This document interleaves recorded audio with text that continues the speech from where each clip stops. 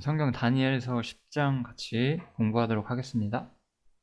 다니엘서 10장은 내용이 많지가 않아서 그냥 가볍게 들어주시면 될 것 같아요.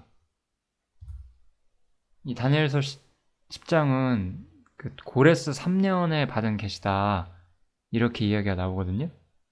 그래서 다니엘이 어떤 이상을 받았는데 우리가 예를 들어 다니엘서 2장이나 그런 데 보면 어떤 꿈의 상세한 내용들이 나오고 그게 해석이 되고 이런 게 자세히 나오는데 10장에는 그런 부분이 많지가 않아요.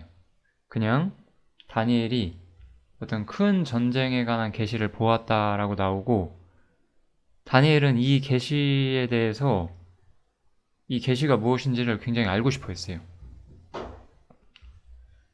큰 전쟁에 대한 계시가 있었는데 자신이 이것이 무엇인지를 모르기 때문에 이것에 대해서 하나님이 알려주시기를 바랬고, 이것을 깨닫기 위해서 이 사람이 이제 사실 금식과 기도를 시작을 하는 거죠.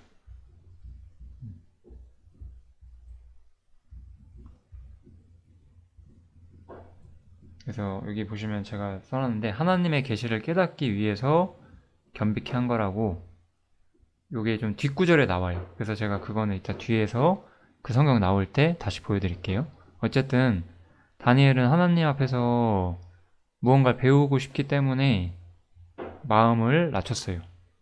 이건 항상 우리 다니엘서 처음 배울 때부터 이야기한 건데, 우리가 구별되고 하나님께 의지하는 것은 하나님의 뜻을 배우는 유일한 방법이었죠, 항상. 그래서 이런 부분들 생각해 주면 좋을 것 같고요. 그래서 이렇게 다니엘이 하나님께 기도하고 겸비케 할 때 한 천사가 이제 방문을 하죠.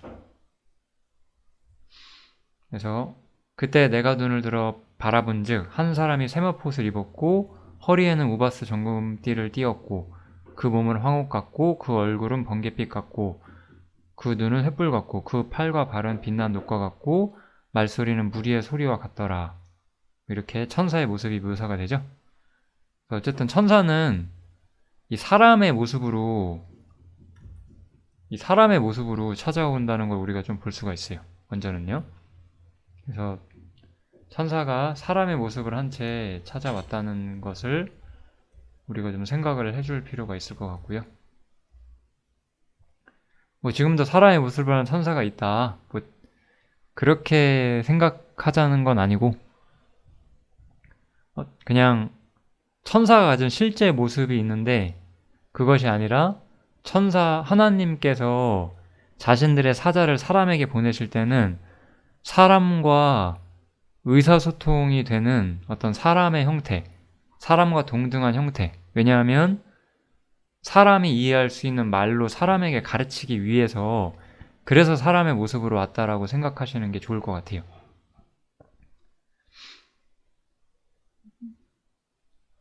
이 말에 제가 지금 드리는 말씀의 포인트는, 이 계시라는 거는 어떤 계시가 내려오고 받는 데 있어서 가장 중요한 것은 어떤 이성적이라는 뜻이죠. 어떤 아무도 이해할 수 없는 어떤 천상적인 어떤 환상을 보고 나서 내가 무슨 계시를 받았다, 이렇게 말할 수 없다라는 거예요. 반대로 이건 이제 좀 신약 시대에 대한 이야기인데, 우리가 예를 들어 방언 같은 거 있잖아요. 방언은 통역함이 없으면 소용이 없다고 했어요. 이런 거랑도 비슷해요. 통역함이 없으면 소용이 없는 거예요. 사람의 모습으로 왔다는 것은 사람이 이해할 수 있는 말로 사람에게 가르치기 위한 것이거든요.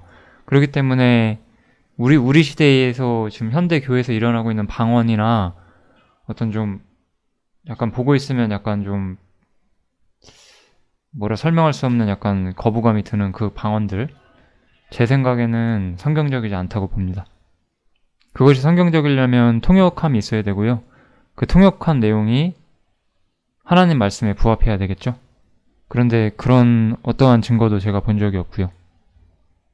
어쨌든 천사의 방문은 사람의 모습으로 왔다는 것, 저는 이 부분을 좀 말씀을 드리고 싶었어요. 사람의 모습으로 왔다는 것은 사람이 이해할 수 있는 말로 사람에게 가르치기 위해서요.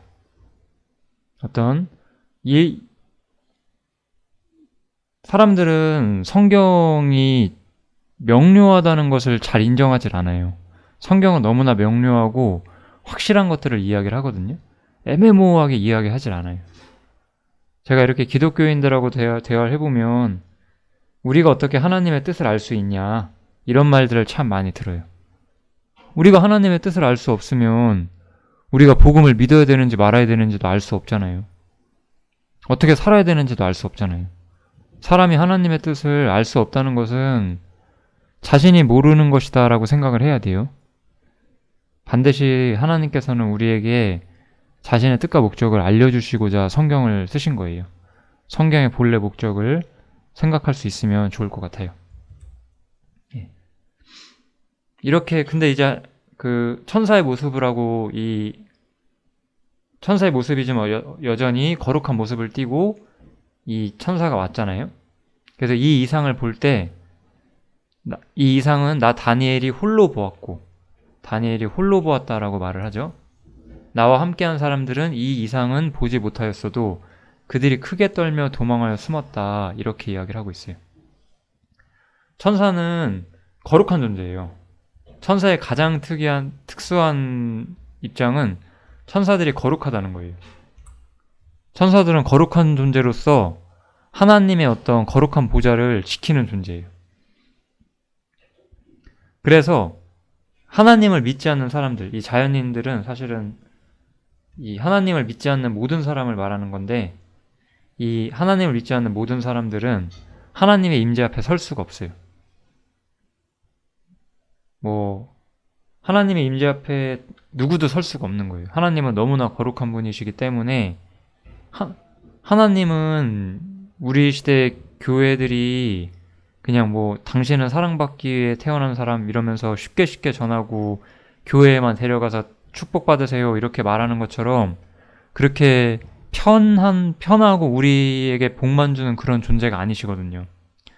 하나님의 축복을 얻기 위해서 반드시 우리는 첫 번째 문을 통과해야 되는데 거룩하신 하나님 앞에서 우리가 합당한 존재가 되어야만 하는 거예요. 그러기 위해서 복음이 필요한 것이고요. 하나님께서는 지극히 거룩한 존재로 우리 앞에 나타나 있고 누구도 이 거룩하신 하나님의 임재 앞에 어떤 복음에 대한 해결책 없이 하나님 앞에 설 수가 없어요. 그래서 이 다니엘과 함께 이 이상을 본 사람들은 다 도망갔죠. 우리는 성경에서 이러한 모습들을 몇 번 더 확인할 수 있는데 첫 번째로 여기 내가 아담이 하는 말이거든요. 창세기 3장에서 창세기 3장인데 내가 동산에서 하나님의 소리를 듣고 내가 벗었으므로 두려워하여 숨었나이다. 사람은 하나님을 인식하게 되면 사람이 하나님을 인식하게 되면은 이제 하나님 인식하니까 내가 하나님 믿어야 되겠다가 아니에요. 숨으려고 해요. 이게 사람의 본성이에요. 숨는다는 건 무엇이냐? 어떤 방식으로 사람이 하나님 앞에 숨느냐? 사실은 가장 강력한 방법이 부인하는 거죠. 하나님을 부인한다든지 성경을 부인하는 방법이에요. 그 다음에 또 하나의 제가 이렇게 살아가면서 말씀을 전하면서 느끼는 것은 어떤 자신을 포장하는 거예요. 이게 되게 안 믿어지는 가장 큰 이유 중에 하나예요. 나도 꽤 의인이다. 나도 꽤 선인이다 라고 말하면서 하나님 앞에 정말 자신의 어떤 누더기 같은 본 모습을 보여주고자 하지 않는 거예요. 그치만 하나님께서는 그 모든 거 보시거든요. 그래서 자연인들, 하나님 믿지 않는 사람들은 하나님 인식하면 숨고자 하고 숨는 방식이 부인하거나 포장하는 것이다.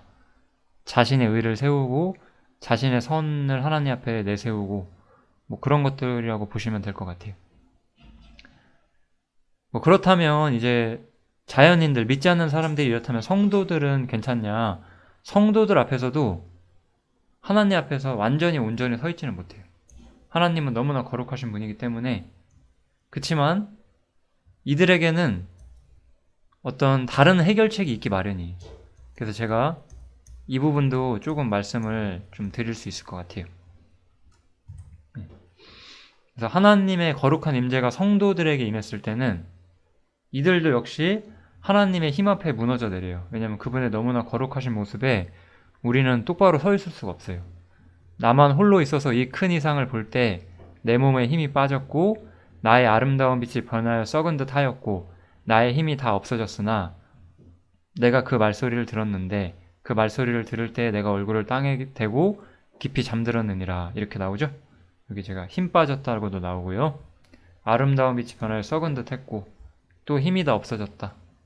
또 얼굴을 땅에 대고 깊이 잠들었다. 이런 식으로 자신이 완전히 무너졌다는 것을 보여주고 있어요. 요거는 이제 다른 상황에서 하나님을 만났던 성도들의 모습이에요. 이 앞에 나온 거는 이사야예요. 이사야라는 사람이 하나님을 만났을 때 우리 구약 성경 66장짜리 성경인 이사야를 기록한 이사야. 그 다음에 베드로. 베드로는 하나님의 거룩한 실체가 아니라 어떤 하나님의 모습 중에서도 가장 거룩하시고 사랑으로 가득 차신 예수님 앞에 섰을 때에도 무릎 앞에 엎드려서 자기를 떠나달라고, 자기는 죄인이라고 이렇게 두려움을 호소했어요. 이게 사람의 본 모습이에요. 이게 사람이 정말로 하나님을 만났을 때 본 모습이거든요. 사람이 그래서 회개를 우리가 하고 복음을 믿으라고 하잖아요. 이 회개를 하기 위한 이 전 과정이 어떤 자신의 죄에 대한 어떤 각성이 확실히 와야 돼요. 구원을 받은 사람들은 이 구원을 얻기 전에 자신이 하나님 앞에 얼마나 끔찍한 죄인인지에 대해서 어떤 철저하게 깨닫는 그런 과정이 있어요. 이 세상에 다른 사람이 어떻고 그런 거 중요하지 않아요. 그때가 되면은. 하나님이 불꽃 같은 눈으로 나를 보신다는 것을 느끼고 어떠한 상황에서도 내가 하나님의 시야를 피할 수 없다는 것, 하나님이 나를 지켜보고 나의 모든 삶 속에 있어서는 모든 악함을 다 들여다보신다는 것에 대해서 굉장한 두려움을 가지게 되는 거죠. 내가 과거에 마음에 품었던 악한 마음들, 악한 생각들 하나님께서는 전부 다 기억하시거든요. 전부 다 보시고 계시고요. 하나님이 그런 분이라는 걸 느낄 때 우리는 하나님을 두려워하게 되는 거예요. 그래서 하나님이 자신의 모든 걸 들여다본다는 걸 느꼈을 때 이사야도 이렇게 말하죠. 화로다 나여 망하게 되었도다. 나는 입술이 부정한 사람이요 입술이 부정한 백성 중에 거하면서 만군의 여호와의 신 왕을 배웠음이로다. 정말 이거 우리의 간증과 똑같은 거예요. 내 입술이 부정하고 이 더럽고 부정한 세상에서 주님을 만났어요. 그때 이 하나님 앞에 가면 내가 심판받을 수밖에 없구나. 피할 수 없다는 걸 우리가 정말로 깨닫게 되거든요. 성도조차도 하나님을 처음 만날 때 이러한 어떤 감각을 느끼게 되거든요. 그래서 우리는 사람들이 나도 복음 믿고 회개하고 구원받고 싶어요라고 말하는 걸 보는데 회개도 안 되고 정말로 믿어지지 않고 그런 사람들이 있거든요. 근데 여지없이 대화를 해보면 양심의 각성이 전혀 안 돼 있어요. 그렇게 양심의 각성이 되어 있지 않기 때문에 자신의 악함을 보는 일에 있어서 잘 안 돼요. 그리고 인간적인 방식으로 사람들을 판단하고요. 하나님의 시야에서 사람들을 판단하고 세상을 판단하고 이런 시야들이 생기질 않아요. 그래서 거듭나야지만 이런 것들이 생기거든요. 그래서 양심의 각성이 먼저 오고 나서 성도들은 이런 식으로 하나님을 이해하게 된다. 좀 생각해 볼 수 있을 것 같아요. 여기서부터가 참 오늘 배우는 것에 참 답인데요. 자연인들은 그렇게 떨고 숨어버리지만 우리가 하나님 앞에서 그렇게 꼬꾸라졌을 때 하나님은 우리를 격려하시고 또 이 격려를 중심으로 우리에게 계시를 주세요.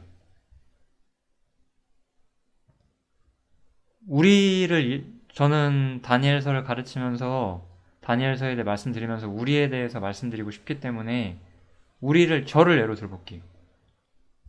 제가 처음 하나님을 알았을 때 저는 이 죽음과 심판에 대해서 사실 깊은 두려움을 가졌어요. 그치만 저는 인정했어요. 저는 정직하게 인정을 했어요. 제가 하나님 앞에 심각한 죄인이고 그 누구보다도 내가 가장 더러운 죄인이며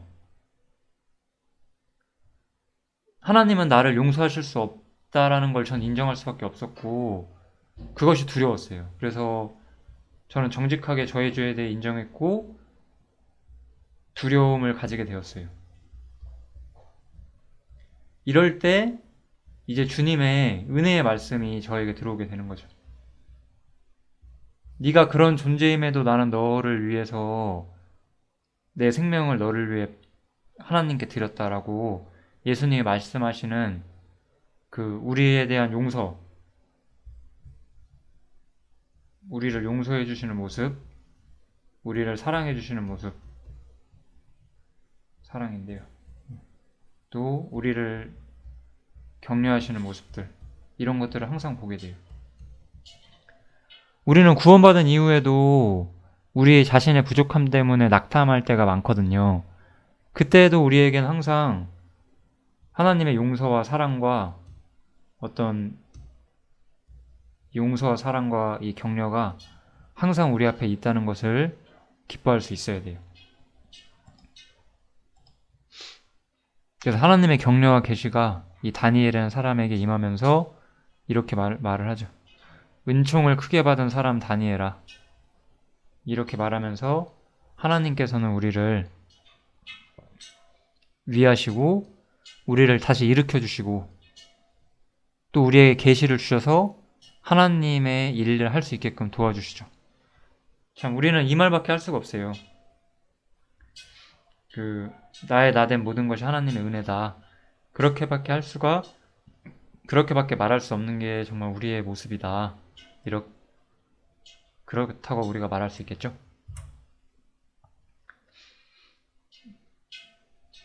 그렇게 이야기한 다음에 이제 아까 그 얘기를 전화를 온 게 천사인데 이제 천사가 또 이렇게 말을 하죠. 그가 내게 이르되 다니엘아 두려워하지 말라.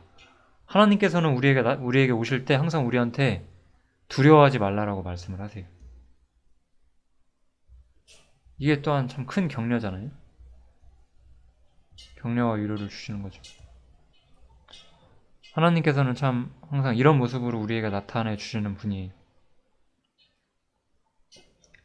그리고 아까 제가 다니엘이 그 이상에 대해서 그 전쟁에 대한 이상에 대해서 깨닫기 위해서 3주간 금식하고 기도했던 것을 우리가 보았잖아요. 여기 그거를 하나님께서 분명히 보시고 계셨죠? 그래서 여기 나오고 있어요. 네가 깨달으려 하여 내 하나님 앞에 스스로 겸비케 하기로 이렇게 다니엘이 결심을 했었죠.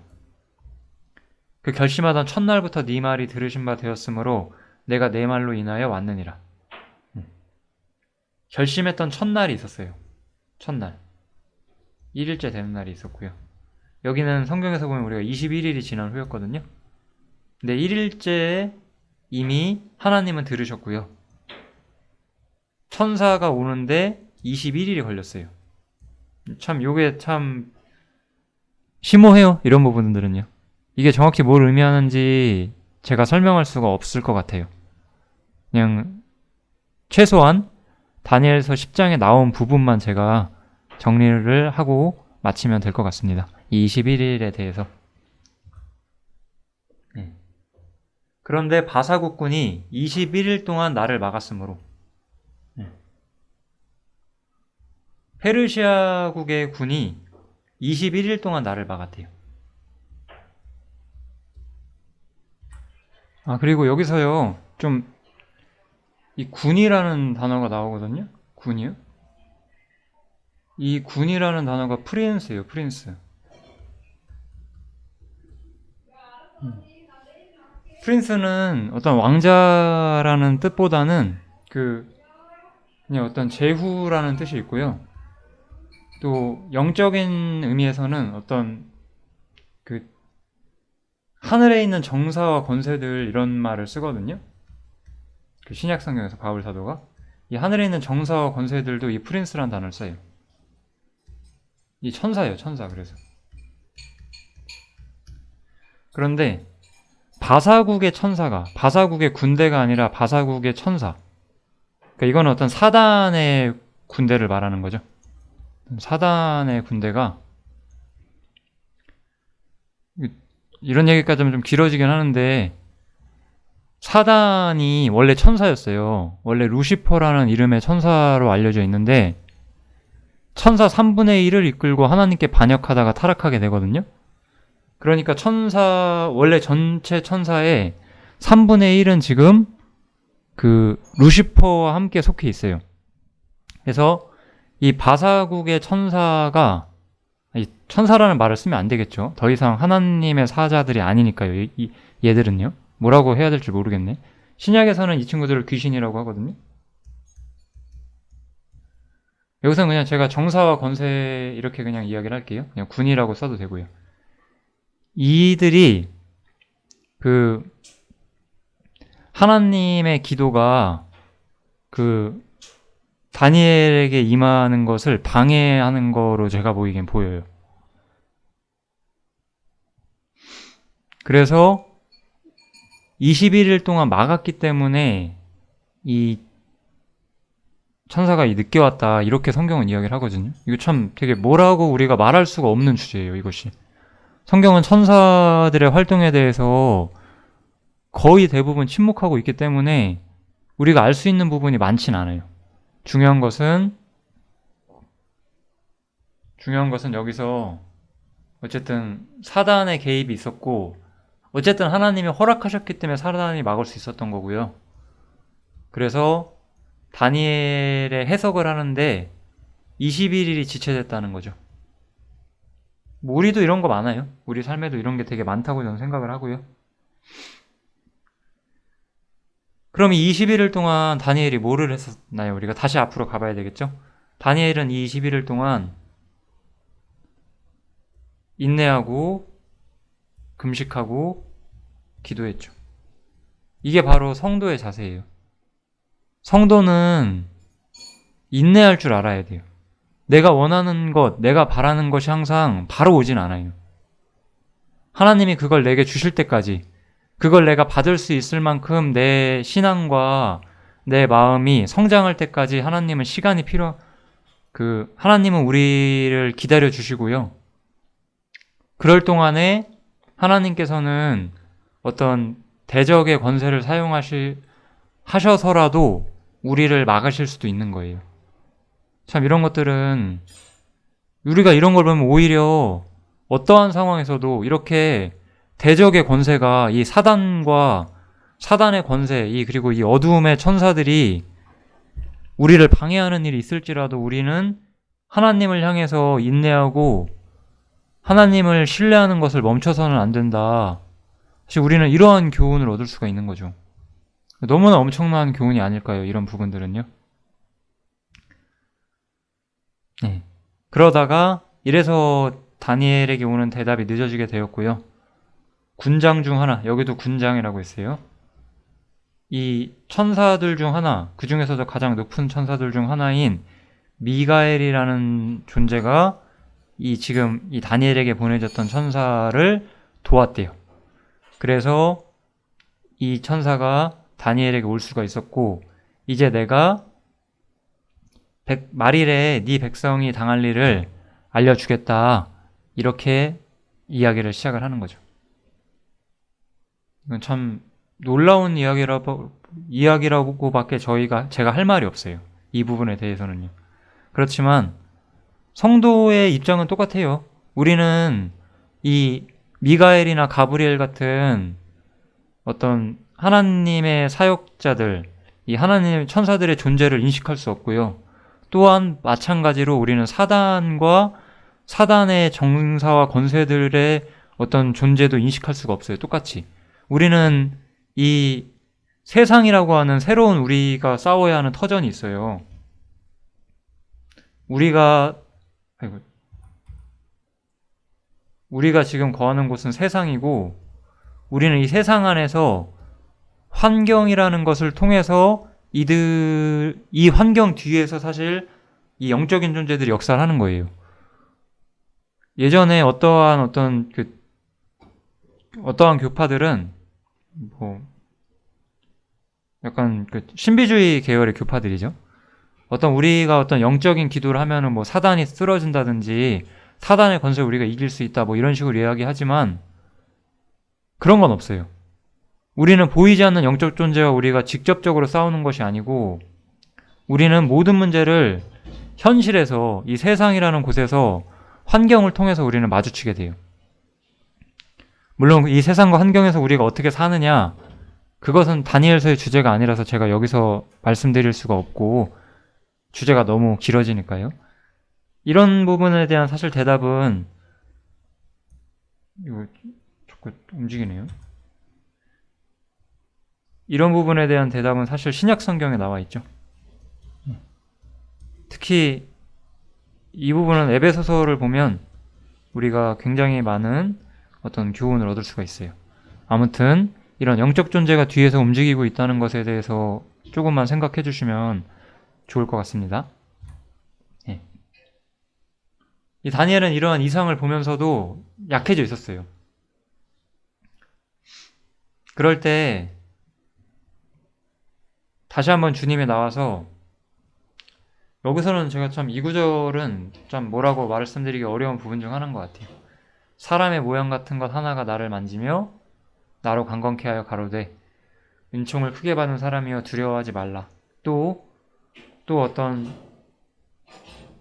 천사들 중 하나겠죠. 어쩌면 주님 자신일지도 모르죠. 주님도 천사의 모습을 힘입어 가끔 구약 성도에게 내려왔기 때문에 이거를 뭐 천사다, 주님이다 제가 단정 짓는 것은 우리가 이것을 배우는 데 있어서 어떤 중요한 주제는 아닐 것 같아요. 어쨌든 하나님께서 나를 강건케 하신다는 거죠. 왜? 하나님께서 왜 나를 강건케 하실까요? 여기를 보면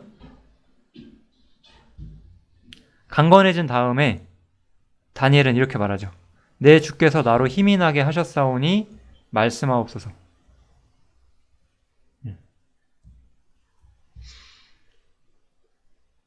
주님께서는 우리를 강건케 하시고 위로하고자 오셨고요. 이러한 역사가 우리 안에 있을 때 우리는 하나님의 말씀을 받고 그 하나님의 계시를 이어받고 또 이러한 계시가 이제 전파가 되는 거죠. 사실은 이러한 계시들이 이제 성경으로 나타나게 되고 또 전파가 되고요. 이런 일들이 참 오게 되는 것 같아요. 이게 참 우리의 삶의 어떤 사이클과 같은 것이에요. 사실 우리는 맨 앞에 순종이 있어요. 우리의 맨 앞에는 순종이 항상 있죠. 이 다니엘이 했던 인내와 금식과 기도는 어떤 순종의 모습이라고 저는 생각을 해요. 그렇게 순종하는 성도들에게 주님의 은혜가 임하게 되고 주님은 우리를 위로하시고 우리를 강건하게 하시고 우리를 평강을 주시고 강건케 하시죠. 주님은 그렇게 우리에게 해주시고 그런 우리가 그렇게 된 상태에서 우리는 주님의 말씀과 계시를 더 깨닫게 되고 이 깨달은 말씀과 계시를 이제 전파하게 되는 거죠. 물론 우리는 성경을 기록할 수 있는 사람들은 아니에요. 그렇지만 우리는 이미 나온 성경들에서 말씀을 배우고 전파하고 이런 일들이 있게 되죠. 제가 그냥 이것도 좀 에베소서와 관련된 내용이긴 한데 제가 좀 하나만 좀 말씀드리고 싶은 게 있어요. 우리가 예를 들어 이렇게 가끔씩 좀 이런 게 많아요. 어떤 사람이 예를 들어 탕자처럼 살아요. 탕자처럼 자꾸 얻어맞으면서 그러면서 어쨌든 이 사람이 돌아오게 되면서 그 사람이 어쨌든 돌아왔다고 한번 이야기를 해볼게요. 이거는 뭐 구원받은 얘기를 하는 게 아니라 모르죠. 사실 이렇게 산 사람이 진짜 자신이 하나님을 알고 있었는지는 제가 모르죠. 갈아질 수도 있고요. 아무튼 그냥 예를 들자면 그런 건데 이렇게 하나님께 돌아오면서 내가 많은 걸 배웠다 이렇게 말할 때가 있어요. 그러면서 내가 이렇게 탕자처럼 살지 않았으면 나는 이걸 못 배웠을 것이다 이렇게 말하거든요. 이거 엄청나게 큰 착각이에요. 탕자 상태에서 우리가 구원받은 사람인데 우리가 탕자로 살고 있을 때 사실 이 사람은 자신이 뭔가 많은 걸 깨달았다고 생각하겠지만 그건 그냥 일상적인 교훈이에요. 인생에서 배우는 교훈이에요. 아, 내가 이렇게 살면 안 되겠구나 이런 거. 그리스도인도 그런 교훈 받을 수 있거든요. 그런 교훈이 아니에요. 성도가 정말로 주님 안에서 그냥 꾸준히 주님 안에서 거하고 있을 때 주님이라는 그런 울타리 안에서 안연히 거하면서 잠잠히 거하면서 하나님을 배워갈 때 그때 비로소 그 사람이 어떤 하나님 안에서 신령한 계시들을 배우게 되는 거예요. 우리가 물론 잘못된 삶을 살다가 돌아올 때 나름대로 배우는 건 있어요. 그거는 아, 내가 이럼에도 불구하고 하나님이 나를 도와주셨고 여전히 나를 사랑해 주셨구나. 뭐 이런 거를 배울 수 있어요. 그런데 꼭 그렇게 해야만 그걸 배우는 게 아니라 원래 주 안에 계속 거하는 사람은 계속 그 사실을 알고 배우고 있거든요.